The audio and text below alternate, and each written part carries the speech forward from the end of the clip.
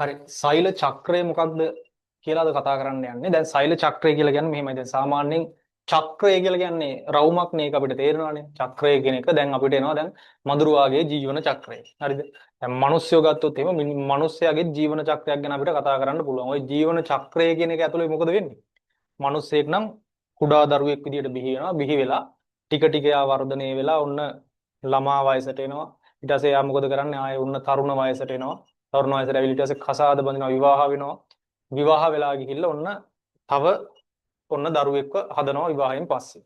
හරිද? එතකොට ඒ දරුවා මොකද වෙන්නේ? ඒ දරුවත් ආයේ ටික ටික ළමා කාලයට එනවා, තරුණ කාලයට එනවා.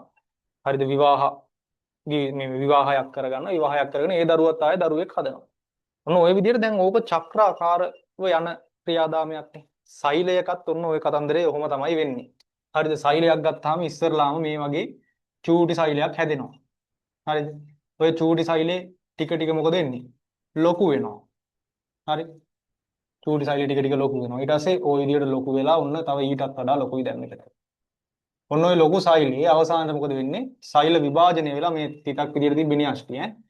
සෛල විභාජනය වෙලා මෙන්න මේ වගේ තව සෛල පැටව දෙන්නෙක් හදනවා. සෛල පැටව දෙන්නෙක් හදනවා. හරිද? අණු උනන විභාජනය වුණොත් එහෙම ඔන්න ඔය වගේ සෛල පැටව දෙන්නෙක් හදනවා. ඕක තමයි සාමාන්‍යයෙන් සෛලයක ජීවිතය ගලාගෙන යන විදිය. දැන් ඕකත් චක්‍රාකාරයිනේ අර අපි කතා කරා වගේ. හරිද?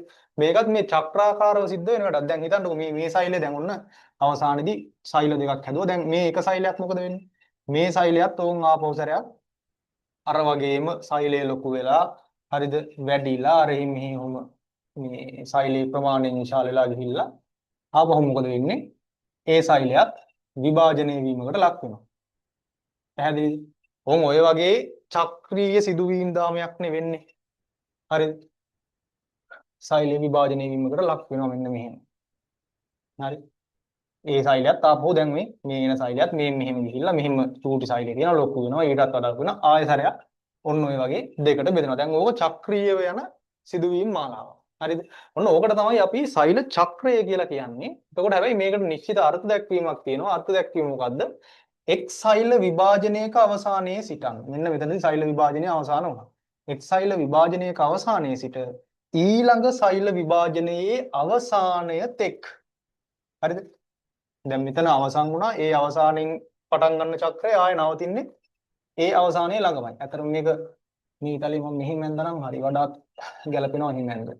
මෙතෙන්ට මෙහෙම. හරිද? එක් සෛල විභාජනයක අවසානයේ සිට ඊළඟ සෛල විභාජනයේ අවසානයේ තෙක් සෛලයක් තුල සිදුවන සිදුවීම් දාමයට තමයි අපි සෛල චක්‍රයක් කියලා සරලව කියන්නේ. ඒක තමයි සෛල චක්‍රය. සරල අදහසක් නේ තියෙන්නේ. හරිද? right. එතකොට මේක අපි පැහැදිලි කරන්න ලේසියට මම මේ අනම්මනම් කෑලි බෑලි ටික මකලා දාලා මේක රවුමක් විදියට අඳගමුකෝ. චක්‍රයක් නේ දැන්. දැන් මේක හොඳට තේරුම් ගන්න ඕනේ. සමහර ළමයි මේක තේරුම් ගන්න නැති හින්දා අවසානෙට මේ සෛල විභාජනයේ හිම අමාරු වෙනවා ගොඩක් ළමයි. right. එතකොට හරි. දැන් ප්‍රධාන වශයෙන් අපිට ඕක අපි රවුමක් විදියට අඳගමු පැහැදිලි කරගන්න ලේසියෙන් ඔන්න සෛල චක්‍රය මම මෙහෙම රවුමක් විදියට අඳිනවා. හරිද? දැන් මොකද්ද සෛල චක්‍රය කියලා කියන්නේ? එක් සෛල විභාජනයක අවසානයේ සිට ඊළඟ සෛල විභාජනයේ අවසානය වෙනසෙක් සෛලයක් තුල සිදුවන සිදුවීම් ශ්‍රේණිය තමයි අපි සාමාන්‍යයෙන් මේ සෛල චක්‍රයක් කියලා කියන්නේ. right. එතකොට මේ සෛල චක්‍රය අපි මේක අධ්‍යයනය කිරීමේ පහසුව තමයි අපි මේක මේ කලාවලට බෙදා ගන්නවා. කලාවලට එහෙමත් නැත්නම් අවදි වලට බෙදා ගන්නවා. දැන් විද්‍යාඥයන්ට සෛලයක් ලොකු වෙලා ඒක තව දුරටත් අර ආපෞසරයක් විභාජනය වෙනකොට ඒ සෛලයේ ඇතුලේ සිද්ධ වෙන සිදුවීම් ටික දිහා බලන් හිටියාම මේගොල්ලන්ට තේරෙනවා නිකන් මේ සෛලයේ තුල සිද්ධ වෙන සිදුවීම් වල නිකන් අමුතු පැටර්න් එකක් තියෙනවා රටාවක් තියෙනවා. අපිට මේවා කොටස් වලට කඩලා මේ එක එක අවදීන් විදිහට මේ සෛලයක් ඇතුලේ සිද්ධ වෙන සිදුවීම් අපිට කතා කරන්න පුළුවන් කියලා විද්‍යාඥයන්ට තේරෙනවා. හරිද? දැන් මිනිස්සුන්ගෙත් එහෙමනේ. දැන් ලදරු කාලේ යාළගේ ඇඟ තුල සිද්ධ වෙන සිදුවීම් ශ්‍රාව්‍ය වෙන හෝමෝන වෙනස්. ඊට පස්සේ වැඩි වියටපත් වුණාට පස්සේ ඒගොල්ලන්ගේ මේ ශ්‍රාව්‍ය වෙන හෝමෝන ඒගොල්ලන්ගේ අර බාහිර ස්වරූපය එහෙම වෙනස් වෙනවා. එහෙම අපිට අර ඒගොල්ලන්ගේ අර ජීවන චක්‍රය අවදි වලට කඩන්න පුළුවන්. හරි? ළමා කාලය, යෝන් කාලය, මැදිවිය, මහලු කාලය කියලා එහෙම පුළුවන්. දැන් ඒ වගේම සෛලයකත් අපිට පුළුවන් අර වෙන කාය කර්මීය ක්‍රියාවලිය දිහා බලලා ඒ සිදුවෙන දේවල් අපිට මේ එක එක කාලවලට කඩන්න පුළුවන් කලාවලට. හරිද?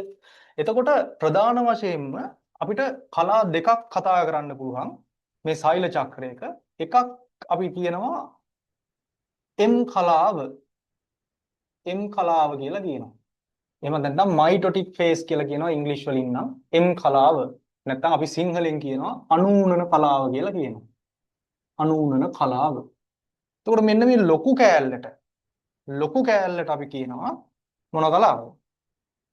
අන්තර් කලාව. මෙන්න මේ මුළු කෑල්ලටම අපි කියනවා සෛල චක්‍රයේ අන්තර් කලාව කියලා. එතකොට කලාව දැන් සෛල චක්‍රයේ ප්‍රධාන වශයෙන් කෑලි උන්න දෙකකට කැඩුවා. මෙන්න මේ චූටි කෑල්ල එම් කලාව, එහෙම නැත්නම් අනූනන කලාව. මෙන්න මේ ප්‍රධාන විශාල කෑල්ලට අපි කියනවා මේ මොකද්ද? අන්තර් කලාව. හරි. දැන් මෙහෙමනේ මේ කෑල්ල ගොඩක් ලොකුයිනේ. අපි කම්මැලිනේ.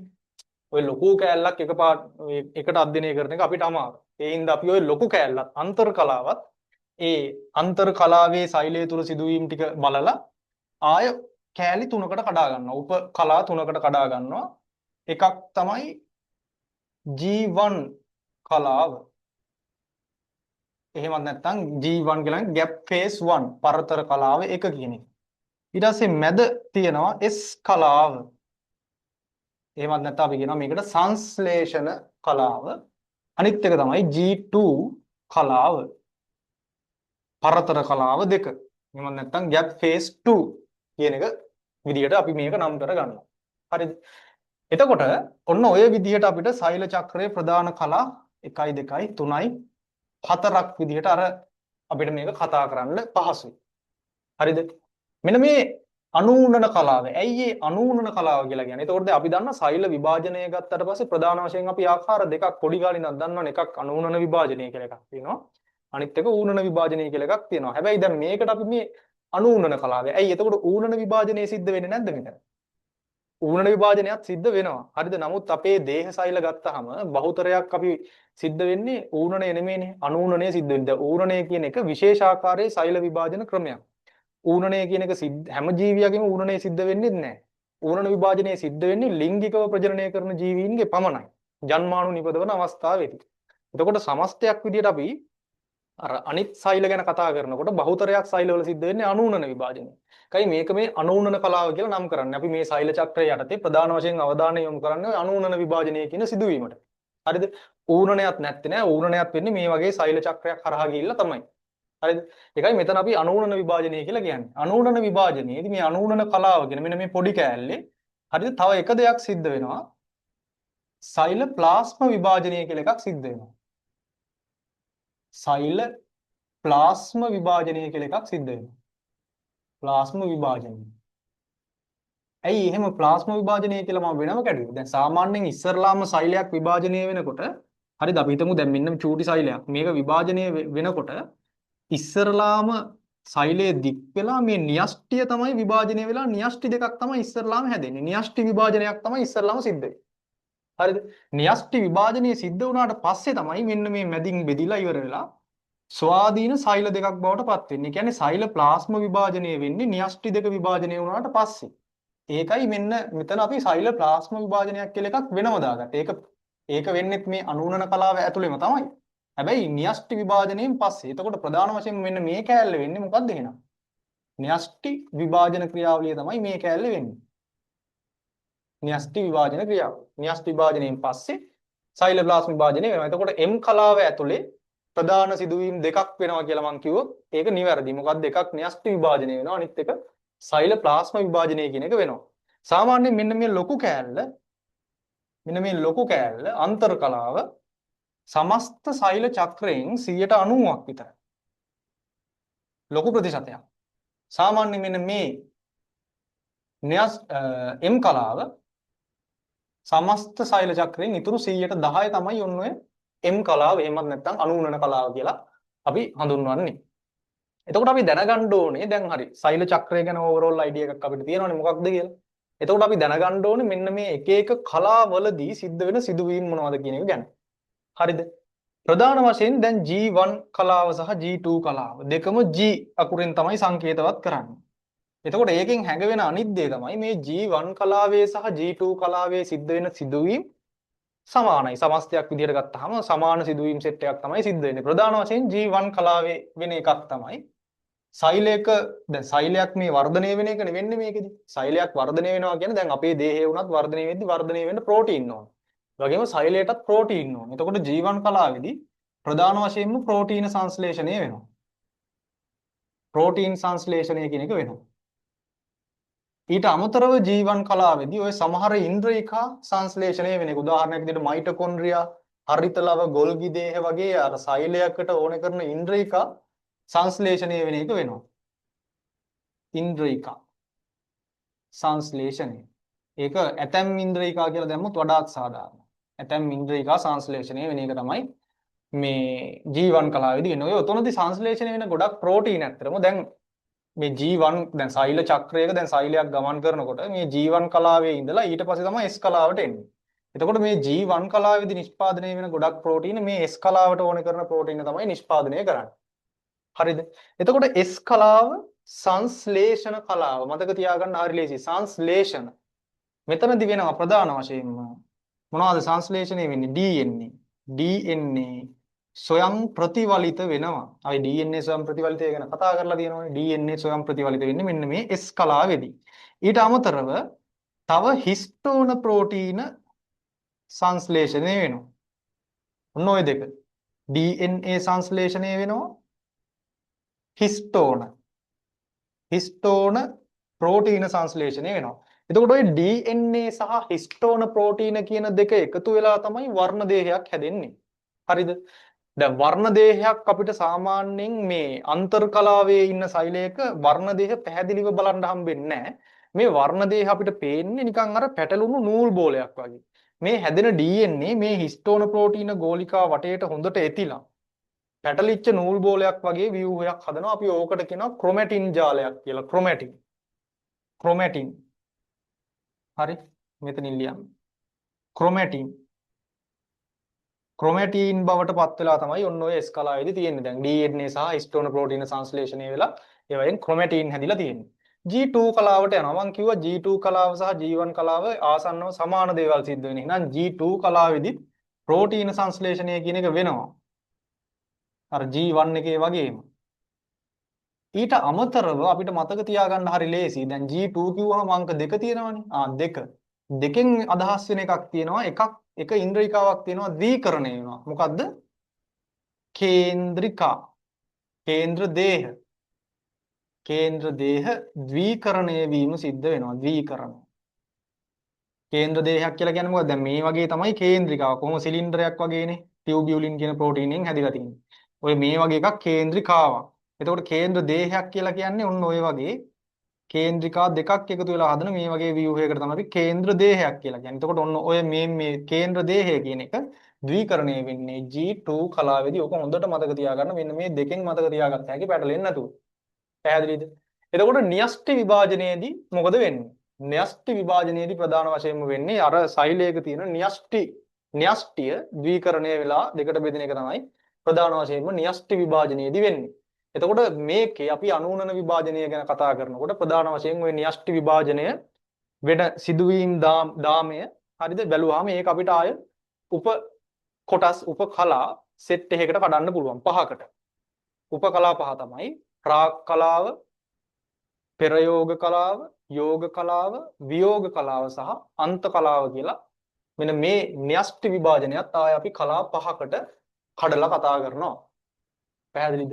එතකොට සමස්තයක් වශයෙන් සෛල චක්‍රය කියලා කියන්නේ ඔන්න ඔය කතන්දර ටිකට. එතකොට දැන් මේ සෛලයක් මේ සෛල චක්‍රයේ ගමන් කරන එක. දැන් මේක මේ වැරදිවට තේරුම් ගන්න එපා. සෛලයක් මේ රවුමකට කරගෙන එකක් නෙමෙයි කියන්නේ. සෛලයක් ඇතුලේ සිද්ධ වෙන සිදුවීම් සෙට් එකක් තමයි අපි මේ සෛල චක්‍රයක් කියලා කියන්නේ. දැන් අපේ මිනිසාගේ ජීවන චක්‍රය කියලා කිව්වම මිනිසා කොහෙවත් රවුමකට යන එකක් වෙන්නේ නැහැ නේ. මිනිහාගේ ඇඟ ඇතුලේ සිද්ධ වෙන ක්‍රියාවලිය වලට අනුව තමයි අපි ඒක ජීවන චක්‍රයක් කියලා කියන්නේ. ඒ වගේ තමයි සෛලයකත් සෛලයේ අභ්‍යන්තරයේ සිදුවෙන ක්‍රියාවලිය ටික තමයි මේ විදිහට අපි සෛල චක්‍රයක් විදිහට හදලා කතා කරන්නේ. එතකොට මෙතනදී දැන් මේ සෛල චක්‍රයේ මම දැන් මේ සෛල චක්‍රයේ ගමන් කරනවා සෛලයක් සෛල චක්‍රයේ ගමන් කරනවා කියලා කියන්නේ මේ පැහැදිලි කරන්න ලේසි වෙනෝද? එතකොට දැන් සෛලයක් සෛල චක්‍රයේ මෙහෙම ගමන් කරනකොට හරිද? මේ ඔහේ නිකන් ඕන හැම සෛලයකටම ඕක මේ ගිහිල්ලා සෛල විභාජනයක් සම්පූර්ණ කරන්න දෙන්නේ නැහැ. හරිද? සෛල චක්‍රයේ සෛලයක් යනකොට මේ තැන් තැන් වලින් බලනවා මේ සෛලය විභාජනය වෙලා අලුත් සෛලයක් හදන්න සුදුසු තත්වයක ඉන්නවද කියලා. පැහැදිලිද? එතකොට ඒ සෛලය හොඳ තත්වයක ඉන්නවද කියලා තීරණය කරන්න ඕනේ කරන චෙක් පොයින්ට් තියෙනවා මෙන්න මේ තැන්වල. G1 කලාවේ තියෙනවා එක චෙක් පොයින්ට් එකක්. හරි? ඊට පස්සේ ආය G2 කලාවේ තියෙනවා චෙක් පොයින්ට් එකක්. ඊට පස්සේ ආයෙ තියෙනවා මේ M කලාවේ තියෙනවා මේ චෙක් පොයින්ට් එකක්. මම රතු පාටින් දාලා තියෙන චෙක් පොයින්ට්. හරිද? ඒ වගේ මේ කලා තුනේ මොන කලා තුනේද? M කලාවේ, G1 කලාවේ සහ G2 කලාවේ ওই විදිහට මේ චෙක් පොයින්ට්ස් තියෙනවා. මේ වගේ කරන්නේ මේ සෛලයේ විභාජනය වෙන්න සුදුසු තත්වයේ තියනවාද? DNA වල මොනවා හරි විකෘතිතාවයක් වෙලාද? ඉන්ද්‍රිකා සංශ්ලේෂණයේදී මොකක් හරි වැරද්දක් වෙලාද? අන්න ඒ වගේ වැරදි අඩුපාඩු තියෙනවද කියලා චෙක් කරනවා. අන්න. එතකොට දැන් G1 කලාවේ ඉන්න සෛලය මේ චෙක් පොයින්ට් එකෙන් සෛලය පරීක්ෂා කරලා බලලා හරි අවුලක් නැහැ කියලා නිර්දේශ කරාම ආයාට අවසර දෙනවා S කලාවට යන්න. S කලාවේ ඉඳලා ඔන්න G2 කලාවට එනවා සෛලය. G2 කලාවේදී ආයෙ චෙක් කරලා බලනවා S කලාවේදී එහෙම මොකක් හරි අවුලක් වෙලාද? අවුලක් වෙලා නම් ඒ සෛලයට එතනින් එහාට යන්න දෙන්නේ නැහැ. සාමාන්‍යයෙන් ඒ වගේ සෛල අපේ දේහය ඇතුලේ ප්‍රතිශක්තිකරණ පද්ධතිය විසින් මේ ස්වභාවිකවම විනාශ කරලා දානවා. එහෙම අවුලක් තියනවාද කියලා බලන අවුලක් නැත්නම් ඔන්න M කලාවට යවනවා. M කලාවට ගිහිල්ලා සෛලය ස්ථාපිත වෙන්න කලින් ආයෙ පාරක් චෙක් කරලා බලනවා. හරි මොකක් හරි නැවතත් අවුලක් වෙලා. එහෙමත් අවුලක් නැත්නම් තමයි මේ සෛලයට ඒ වගේ ස්ථාවරව අපේ දේහය ඇතුලේ පවතින අවස්ථාව හදලා දෙන්නේ. එතකොට අපේ ඇඟේ හැම සෛලයක්ම විභාජනය වෙන්නේ නැහැ. ඒකත් මතක තියාගන්න. එතකොට මේ සෛල චක්‍රය අපිට වැදගත් වෙන්නේ විභාජනය වෙන සෛල ගැන කතා කරද්දී විතරයි. සමහර සෛල තියෙනවා අපේ ඇඟේ ඒවා අපි පොඩි කාලේ කියන්නේ කලල අවස්ථාවේදී ඒ සෛල හැදුනට පස්සේ ආය අපේ ජීවිත කාලය තුලදී විභාජනය වෙන්නේ නැහැ. උදාහරණයක් තමයි අපේ මාංශ පේශි සෛල. හරිද? මාංශ පේශි සෛල ආය විභාජනයක් වෙන්නේ නැහැ. අනිත් එක තමයි ස්නායු සෛල. සහ ස්නායු සෛල අපේ ඇඟේ තියෙන. ස්නායු සෛල එහෙම ආය විභාජනයකට ලක් වෙන්නේ නැහැ. එහෙනම් දැන් සමහර අයට ප්‍රශ්නයක් වෙයි. එහෙනම් ඔය කාය වර්ධනය කරන කට්ටිය එහෙම ජිම් එකකට ගිහිල්ලා එහෙම බර උස්සලා අර මාංශ පේශි එහෙම හදාගන්නේ හොඳට ලොකුවට එතකොට පේශි වර්ධනය වෙලා නේද කියලා නෑ. එතනදී මාංශ පේශි සෛල වර්ධනය සෛල ප්‍රමාණය වැඩි වීමක් නෙමෙයි එතනදී ඇත්තටම වෙන්නේ.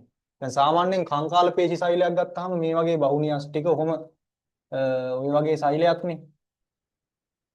හරි මේ වගේ නියස්ටි ගොඩක් තියෙන සෛලයක් නේ ඔය කංකාල පේශි සෛලයක් කියන්නේ. දැන් මේක ඇතුලේ තියෙනවා ඇක්ටින් සහ මයෝසින් තන්තු.